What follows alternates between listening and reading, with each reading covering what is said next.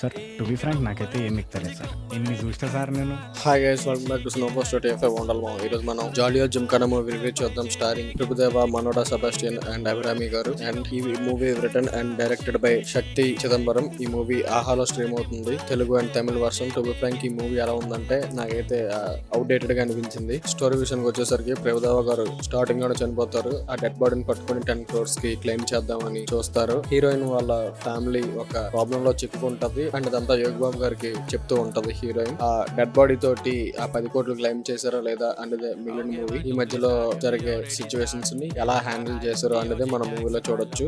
కొన్ని సీన్స్ అయితే బాగున్నాయి, కొంచెం నవ్వు వచ్చింది, ఫన్నీగా ఉంది. బట్ అంత హైలైట్ గా అయితే నాకేం అంటే అంత పెద్దగా అయితే నాకేం ఎక్కలేదు. నెగిటివ్స్ వచ్చేసరికి కంప్లీట్ గా అవుట్డేటెడ్ గా అనిపించింది. రీసెంట్ గా ఆహాలో స్ట్రీమ్ అవుతుంది. ఈ మూవీకి నేను ఇస్తున్న rating 1.5 out of 5. That's it guys. For more movie related content subscribe to our channel. Thank you.